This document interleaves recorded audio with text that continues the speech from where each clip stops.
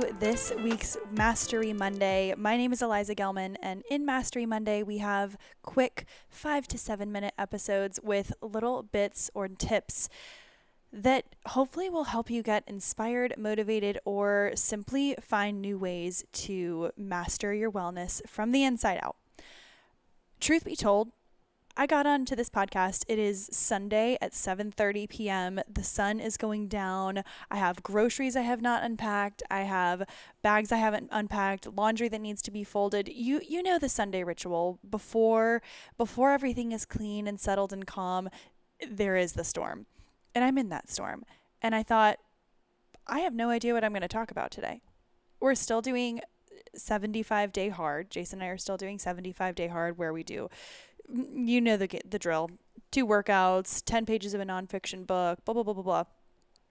Last night, we came this close to forgetting our 10 pages in our book, which if you're strictly following the rules, then you'll start all the way over. Or if you're really following the rules at all, you'll start all the way over. And I realized one of the reasons why we almost forgot to read last night is simply because we're reading books that we're interested in, but it's one of those things where we're only interested in them while we are reading them.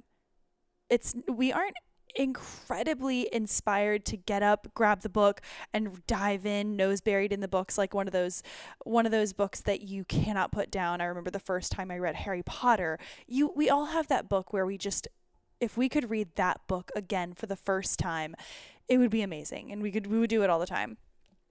These are amazing books that we're reading, and we're learning so much. We're getting so much value out of them. They simply aren't those books that make you want to stay up all night reading them. You know what I mean? They're not binge worthy, but they are so incredibly valuable. The reason I bring that up is because oftentimes, and I can speak from personal experience, we feel like personal development books are what we should be reading at a certain point. Well, maybe we're working on finances. Maybe we're working on like bettering ourselves from the inside out, which is always incredible. But sometimes you've got to dangle the carrot in front of your own face. Sometimes you've got to sweeten up the deal for yourself. And here's what I mean by that.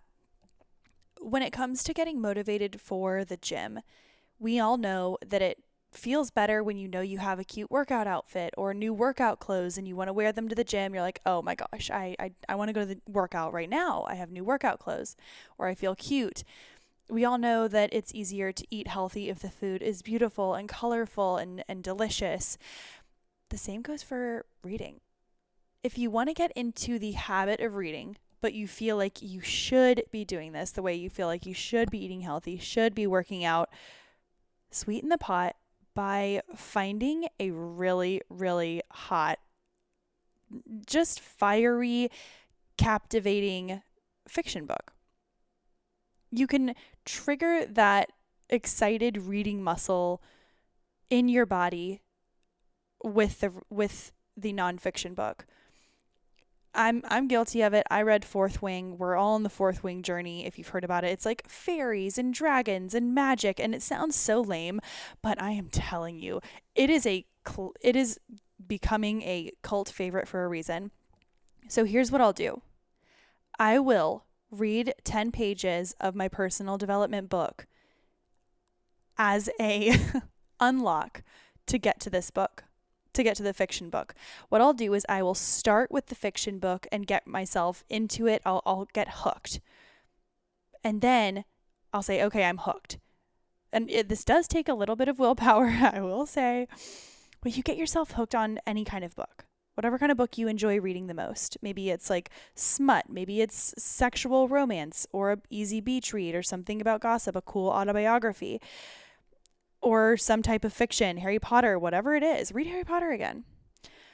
Read it, get yourself hooked, and then if you want to get through a personal development book and really get into the value and learn practical, tactical tips from these books,